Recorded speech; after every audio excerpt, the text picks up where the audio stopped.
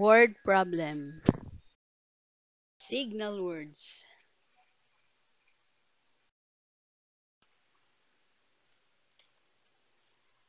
Be familiar with the signal words na matatagpuan nyo sa mga word problem.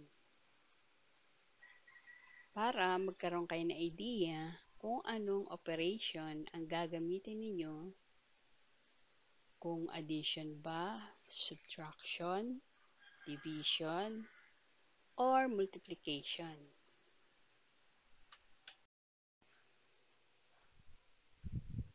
Word problem in addition. These are samples of word problems in addition. So, hanapin natin ang mga signal words. So, in number 1, sum. Number 2, total. Number 3, in all. Number 4, together. Number 5, 20 more. Join, how many. So, lahat yan ay mga signal words na addition. So, ibig sabihin mag-a-add lang tayo. Pero, intindihin din natin ang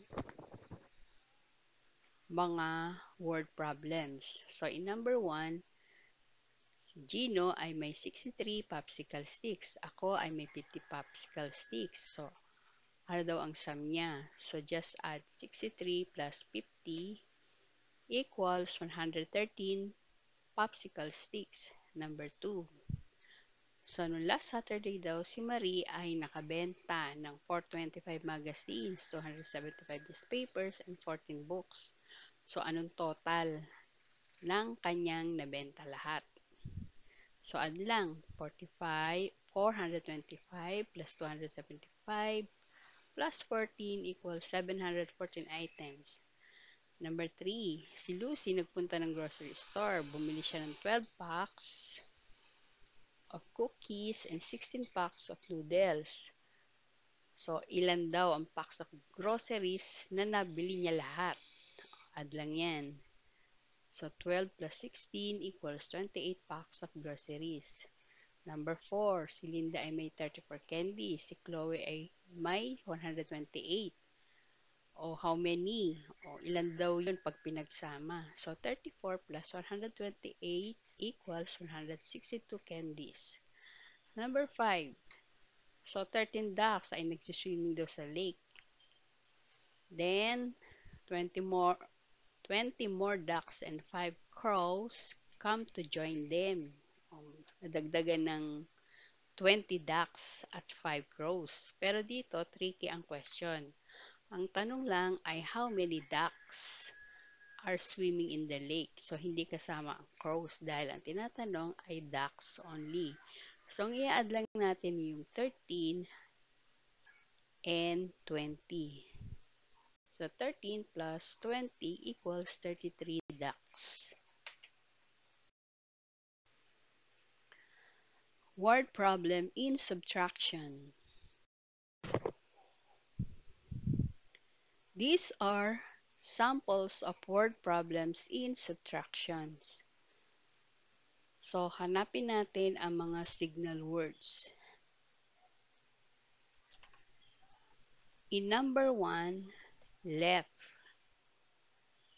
Number 2, change, spend. Number 3, left. Number 4, did not lay. Did not. Number 5, left. So, ibig sabihin, subtraction to. Pero, intindihin pa rin natin ang mga word problems na ito. So, in number 1, so meron daw 67 bird families na nakatira sa mountain. So, kung yung 32 ay lumipad para sa winter, ilan daw ang natira sa mountain? So, subtract lang yan. 67 minus 32 equals 35 birds. So, number 2, When she came back to her mother, ito si Hasmin ang tinutukoy dito. Nung bumalik daw si Hasmin sa kanyang nanay, binigay niya yung sukli na $27. Okay? Ibinalik niya yung $27 na sukli. Nung umpisa daw, ang binigay ng kanyang nanay ay $100.